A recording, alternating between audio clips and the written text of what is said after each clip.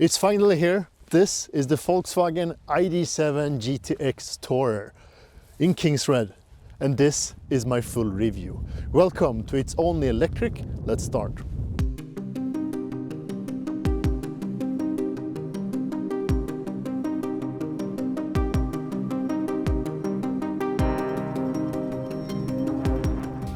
The GTX Tourer is a family-oriented, sporty tourer with a lot of interior space, but it measures 497 centimeters in total length with a wheelbase of 2.96 meters. It weighs 2.2 tons. It's a four-wheel drive car, so it has the classic permanent magnet motor at the rear, delivering 286 horsepower, combined with an induction motor on the front axle. That's a bit smaller, so combined output 340 horsepower or 545 newton meters of torque. 0 to 100 in 5.5 seconds with a top speed of 200 kilometers per hour. And that's achieved thanks to the new battery pack between the two wheel axles. There is a bigger one delivering a gross capacity of 91 kilowatt hours and a net capacity of 86. The WLTP range is 578 kilometers. Charge port placed at the rear right fender. It opens upwards. It's a manual charge port with a CCS2 connector, fast charging, DC charging, 200 kilowatts, 10% in around 28 minutes. I mean, it's getting better and better. That's a good time. Home charging, 11 kilowatts, 3-phase support. So the GTX has a bit of a different design compared to the regular version of the ID.7. You can mostly tell that by looking at the lower part of the front. The black accents here, the honeycomb pattern is unique for the GTX version. You also have these unique fog lights at the sides, lower parts. Makes the car look a bit more sporty than the regular one, but it's still a bit anonymous, I think. You have the GTX rims, so 20-inch rims, staggered setup, 235s at the front, 255s at the rear. Today it's driving on Nokian Hakkapeliitta R5 studless winter tires because it's cold, I'm freezing, it's 0 degrees outside. These honeycomb black accents also goes for the back. The lower part has it too. And it also has black accented side skirts. So what do you think in general about the design of the GTX versions?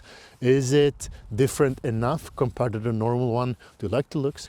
Share your thoughts. Let us have a discussion in the comments section below. And to the most important aspect where the ID.7 Tourer really excels. And that's the rear for two reasons. First off, the looks. I mean, this is by far, according to me, the best looking angle of the car. The second reason is what hides underneath the lid here, powered liftgate, and that's the storage capacity. 605 liters of storage, and it's square and it's easy to fit in things. And this is how many bags you actually can fit into this car. 2 small cabin bags, 1 giant bag, 1 mid-size, 2, 3, 4 mid-sized bags, and this was really easy to fit in, and it's with the floor taken away, so this is with the maximum space available. It has a double floor, so it's possible to stow this floor away underneath, and there's a second floor with some extra storage together with the subwoofer for storing cables, etc. And foldable seats, of course, splits into 2 parts, 30/70 with a loading latch in between for loading skis, etc. You fold them by pulling the levers here at the sides, really convenient. And this comes with a tow hitch with a tow capacity of 1.2 tons. If you adjust it, you may be able to tow 1.4 tons. And as you see here, you have a loading net for securing your cargo and grocery bag hooks and hooks for securing cargo all around the boot, so 4 different places. and a 12-volt outlet here also. So you have all the practicalities you need in this car, even the tow hitch. So combined, very practical. And the good thing is you can also adjust the angle of the rear seats. So in the most straight position, that's the position that gives you 605 liters. So if not having it straight up, you will lose some capacity. This is another really important aspect of the ID.7 in general, but especially the Tourer version. As you see, this is most likely one of the biggest back seats available for a electric vehicle to date. I mean, of this size, of this exterior. As you see, plenty of legroom, and my feet is possible to squeeze underneath the front seat. So very easy to get in and to get out the car, and a lot of space in general. I mean, the front seat is adjusted after my seating position. I'm 193 centimeters tall, or 6'4", and I have no problem whatsoever to sit here at the back. I mean, it's a very good back seat. And as you see, the headroom also, over 1 fist of headroom. That's really good. It has the glass roof, and the glass roof is dimmable, so you have a switch for that in the front. So if you don't want to let in the sunlight, you can just swipe it and get it a bit more dimmed. The sad thing is that it is always a bit dimmed, so you won't get that really crisp sight of the blue skies, but you can't get everything, or can you? It's a nice position with one of the better thigh supports on the market currently. I mean, I have long legs, so as you see, not perfectly supportive, but still good for being an EV. The floor is not that high on this car, and comfortable seats with this perforated Alcantara feel. They are heated at both two other positions, and you control the heating by this mid console, the midsection. You can also adjust the climate zone temperature here at the rear. There's only one climate zone, not two. Underneath the climate adjustments, you have two USB-C ports and some pockets, both here at the lower part and the part above. 3 individual headrests, adjustable height-wise, and here in the middle for your comfort, cup holders and a well-cushioned armrest. A bit high, otherwise comfortable and nice. When it comes to the quality here at the back and the materials, this is really another level compared to the other ID cars from Volkswagen. It's so much better, it's so much more premium, both when it comes to the feel and the softness of the materials. So this is really a big notch up. The door panels, this is equipped with the Harman Kardon premium sound system. That's a decent sound system, more about that soon. Built-in ambient lighting. I'm not a fan of the patterns on top of it. I have talked about that before. And I'm not a fan of the black piano finish plastics. Looks good, but it is a bit too much. I wish they had gone for something else than this black piano. Otherwise, all in all, a good back seat. Let's jump into the front. Let's check out the front. Door sound. It's always good on Volkswagen's ID cars. They feel so heavy. Let's try that again. So solid, so heavy, no squeaks, no rattles, just a solid sound. When it comes to the door panels, almost exactly the same as at the rear. I mean, of course you have the controls, etc., but piano black, ambient lighting. The look and feel of the door latch is also really nice, good materials. It's aluminum. The panel, I mean, I'm not gonna go into too deep details here because I have already done a semi-review of the car when it just arrived on the market, so it was a quick video. I'll put the link up here. But in general, it's a kind of sophisticated, not too stylish, a bit boring, but still like classic and well-designed interior, especially here at the front. I like it, but it is not, doesn't give you that extra feel, doesn't give you that extra energy or happiness when you jump into the car. But it is just what it is. I mean, it is a Volkswagen. Shouldn't be too excited about it. It's right in the middle. I mean, just enough for being a Volkswagen. I mean, looks good, the materials are good, but it may be or may feel a bit boring. I think that's the word I'm looking for. But overall, a good cabin.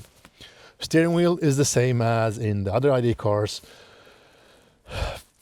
Maybe a bit of a redesign could have been good. I mean, you have the GTX logotype with the red accents here at the lower part, so it's a bit redesigned. It has the new haptic touch button layout, so a bit better than the older versions. The biggest update though is the big screen. I love the screen. It looks good, it's big, it's crisp, the resolution is good, and the software is from now on better than it ever have been. So it's the best version yet, and it keeps getting better. It keeps evolving. So Volkswagen is finally doing something good with the software, and I'm really happy to say that and see that. I have stated that before. And the mid console here, hidden mid console, you can really keep it nice and tidy. Inside this part you have two USB-C ports and a detachable cup holder, so easy to clean. Two cup holders actually, adaptive cup holders. The Qi charger here. Let me see if this works for my phone. It does. I most often tend to struggle with my Pixel 8 Pro. I think it's too big sometimes, so the coil is not positioned correct for my phone. This one works well. Underneath the mid console you have some extra storage for storing things. It's rubberized, so not that slippery. Here in the middle you have decently sized storage compartment with a shelf, removable and also placeable in two different positions. So good storage. There is no USB-C ports or ports whatsoever in this department. On top of this mid console you have the ventilation, a central ventilation air vent, and air vents on this car is digital, so we adjust the ventilation flow on the screen actually. Hazard lights, physical button of course, and an old school manual glove box with some nice storage in it, and storage in the pockets, also decently sized with place for big bottles and some more, and it's filtered so it won't rattle. Next to the big screen, and as I said, it has a big nice screen. The instrument cluster is still this small 5.5 inch screen.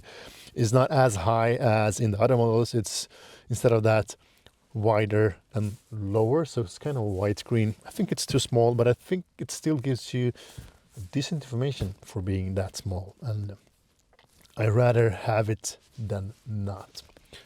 On top of that one, on the dash, it's equipped with the head-up display, and I have mentioned this several times. The head-up display, the functionality reviews that Volkswagen delivers on their premium head-up displays are really good. I mean, I have nothing to complain about. I think that's all about the interior. I have been talking about ID cars several times now, so you know the drill. I'm gonna take this for a drive. I mean, this is the GTX version, and this is the thing that is the most important aspect of the GTX. You buy it because of the extra horsepower. You buy it because of the DCC active dampers. You buy it to be a bit more happy when you drive around your family. So let's focus on that. I have been driving this car for over a week now, and I must say that I'm impressed. I think this is a great package overall. And I mean, the 340 horsepower, it's engaging. It's engaging enough. And that, by the way, is the speed limit warning. I'm gonna turn that off because it's hard to keep the exact speed. There is a shortcut for it, I just saw. here at the top, an icon called Assist, and you just tap that one, and that acts as a shortcut to the driver assist settings, and then you just turn off the speed warning. So that's fairly easy. Let's walk through the drive modes. This is and has the same drive modes as the other ID cars, especially the other ID.7s I have reviewed. So Eco, Comfort, Sport, Traction, and Individual. And the thing I like the most is, of course, the individual mode, because you can set it to whatever you like. The nice thing is that the GTX version comes with the DCC system as a standard, and that's really good. I mean, it comes fully equipped, and it really enhances the driving dynamics of the ID.7, because this is a big car, but with the active dampers, you really get a sportier ride. And you have 12 different levels of stiffness of the suspension. Currently, it's on the level 10, and that's the default level for sport. I've also activated the steering to sport. Adds a bit more of a torque to the steering wheel. It's still not that sporty. It's still a bit soft, but I think it's still fun and engaging. It's enough. You also can set like exterior engine sound. That's the propulsion sound, the artificial sound of the car, to warn the pedestrians. There's also settings for adaptive cruise control, light assist, and air conditioning. So you can set the individual settings to sportiness, but still save energy on the air conditioning, for instance, by setting it to Eco. So then what you waste on the drivetrain, you will hopefully regain on the air conditioning. Maybe not, but there's a slight chance of it. And I have said it before, but the DCC system of this car, or ID.7s, or the ID cars in general, is a really good system, because it gives you a dynamic kind of drive, because when setting it to comfort, you really get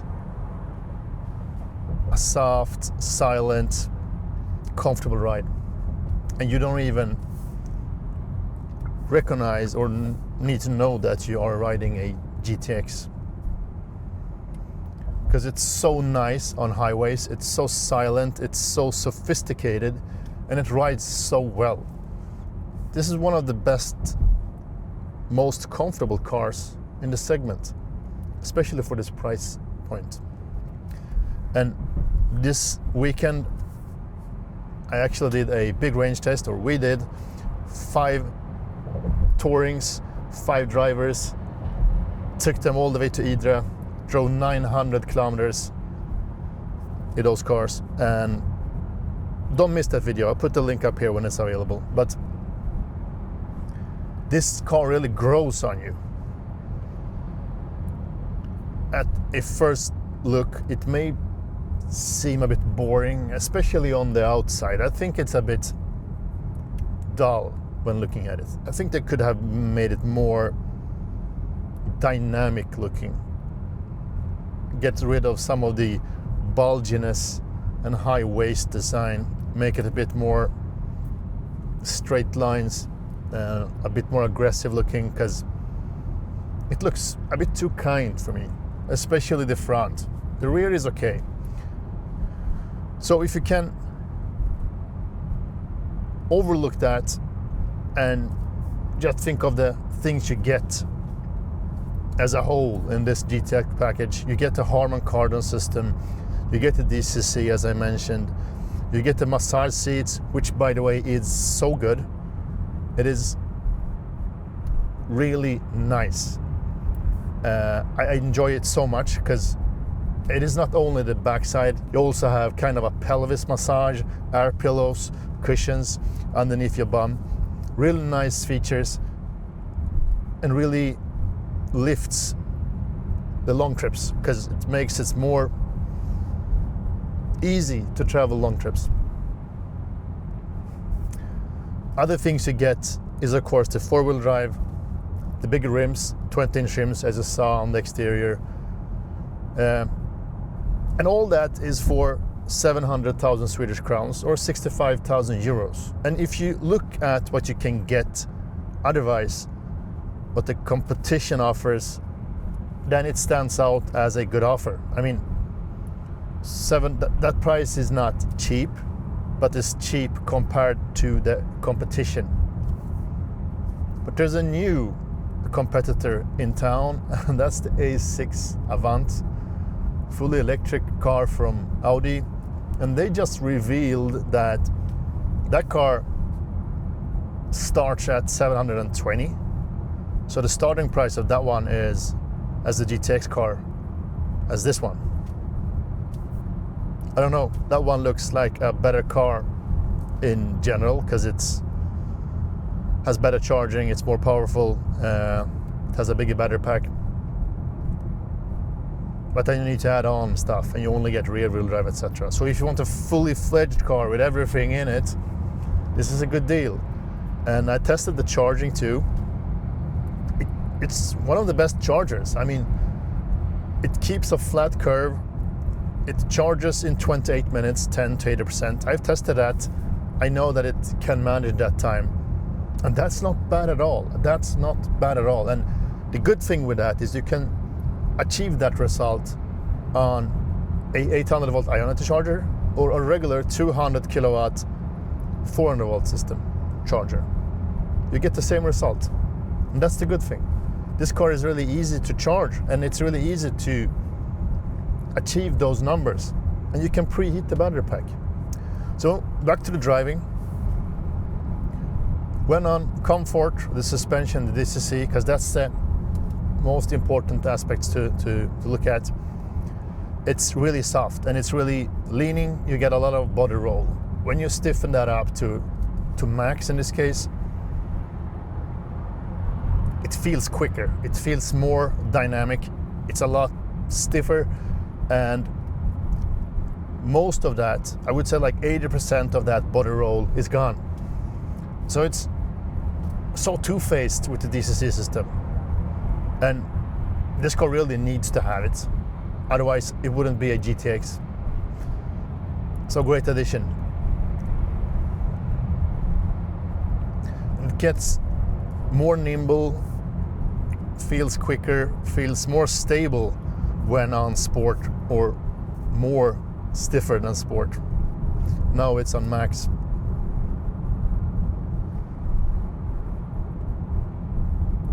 Also gives you that subtle vibration when you touch the outer lines of the lane.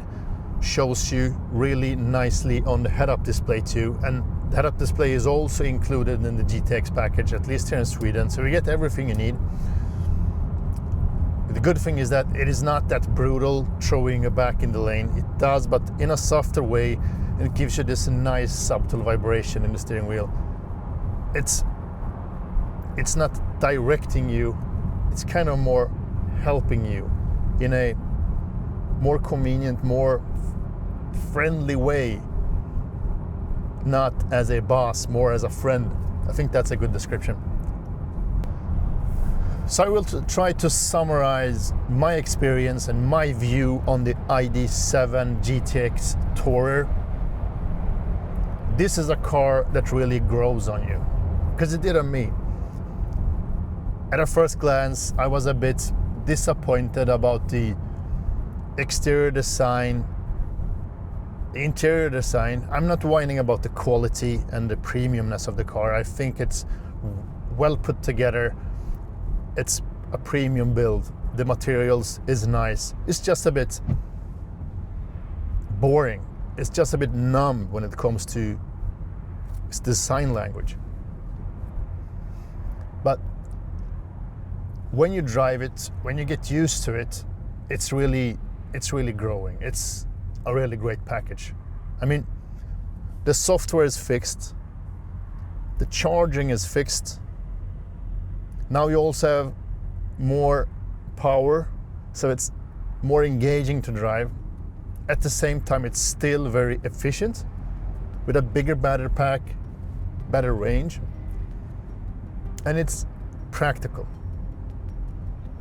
With a tow hitch, a bit low tow capacity though. but a good boot space and a really good back seat. One of the bigger back seats I have tried in the segment. A lot of space. And all this equipment of the GTX packed in a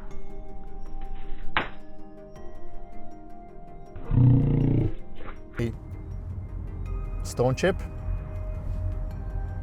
Fortunately, not in the crack. This is how it goes in wintertime in Sweden. There is a lot of stone chips. It's really easy to crack the windshield. Happens every winter. Back to the car. Everything, all this packed in a decent price, I would say. I mean, 700,000 or 65,000 euros. That's the best you can get in this segment. So I think this is the perfect choice for you if you are going electric from a combustion engine Passat or Audi A6 or BMW. This is your best bet. You will like this car. You will like it. This is really the electric tourer, good space for the masses. I mean, today every car is expensive, unfortunately. The price could have been even better, but compared to the competition, I think it's still decently priced. And if I was going for a ID.7 or a Volkswagen in general, electric of course, since that's all I'm driving, I would for sure, without blinking, pick this one, the Tourer GTX. I wouldn't look at any of the other ones. This is the best package. It will give you everything you need. It's the best jack of all trades. I think that's all for today. I hope you enjoyed this video. If you did, please give it a like, subscribe, and engage. Very important. Write your comments, share your thoughts, let us have a discussion. I will answer as much as I can. Let us have a good discussion. And as I always say, stay electric. Thank you for watching. Speak to you soon.